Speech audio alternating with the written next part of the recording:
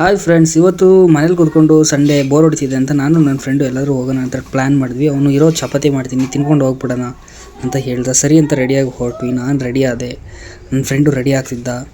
ಅವನು ರೆಡಿ ಆಗಿಬಿಟ್ಟು ಹೊರಟಿದ್ವಿ. Bike ready ಇತ್ತು, ಇಬ್ಬರು ಹೊರಟ್ವಿ. ಅಂದಿವೆ ಹೋಗುವಾಗ ಬೈಕಲ್ಲಿ ಪೆಟ್ರೋಲ್ ಖಾಲಿ ಆಗೋ ಚಾನ್ಸಸ್ ಇತ್ತು. ನನ್ನ ಫ್ರೆಂಡ್ ಅಂತೂ ತುಂಬ ಎಕ್ಸೈಟ್ಮೆಂಟ್ ಆಗಿದ್ದ, ಯಾಕಂದರೆ ರೀಲ್ಸಲ್ಲಿ ನೋಡಿದ್ದ ಪ್ಲೇಸ್ನ. ಅದಕ್ಕೆ ಆ ಪ್ಲೇಸಿಗೆ ಕರ್ಕೊಂಡು ಹೊಂಟಿದ್ದ. ಹೋಗ್ತಾ ಇದ್ದೀವಿ. ದಾರಿ ಕೂಡ ಇನ್ನೊಂದು ಸ್ವಲ್ಪ ದೂರ ಇನ್ನೇನು ಬಂದ್ವಿ. ಫೈನಲಿ ನಾವು ನೋಡಿದ ಪ್ಲೇಸ್ಗೆ ಬಂದ್ಬಿಟ್ಟು ನೋಡ್ತಾ ಇದ್ದೀವಿ. ಪ್ಲೇಸ್ನ ಚೆನ್ನಾಗಿದೆ. ದುದ್ದದಿಂದ ಒಂದು 5 ಕಿಲೋಮೀಟರ್ ದೂರದಲ್ಲಿ ಅಟ್ಟವರ ಅಂತ ಸಿಗುತ್ತೆ. ಅಲ್ಲಿ ಒಳಗಡೆ ಹೋದರೆ ಈ ದೇವಸ್ಥಾನ ಸಿಗುತ್ತೆ. ತುಂಬ ಚೆನ್ನಾಗಿದೆ ದೇವಸ್ಥಾನ ಬಂದ್ಬಿಟ್ಟು.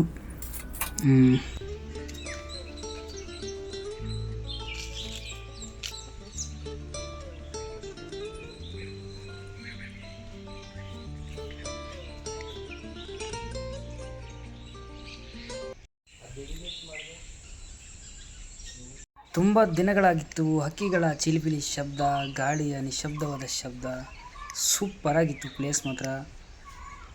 1 ಅವರಲ್ಲಿ ಬಂದು ಹೋಗ್ಬಿಡ್ಬೋದು. ಪ್ಲೇಸ್ ಮಾತ್ರ ಸೂಪರಾಗಿದೆ. ಬನ್ನಿ ನೀವು. ಮತ್ತು ಇಲ್ಲೇ ಅದೇ ಥರ ಸೇಮ್ ಒಂದೇ ಥರ ಇದೆ. ಇಲ್ಲೇ ಸೇಮ್ ಅದೇ ಥರ ಸೂಪರಾಗಿದೆ. ಒಳ್ಳೆ ಟೂರಿಸ್ಟ್ ಪ್ಲೇಸ್ ಥರ ಇದೆ ಇದು. ಇಲ್ಲಿ ನವಗ್ರಹ ದೇವತೆಗಳಿದ್ದಾರೆ, ದೇವರುಗಳಿದ್ದಾರೆ. ನವಗ್ರಹ ದೇವರುಗಳಿದ್ದಾರೆ.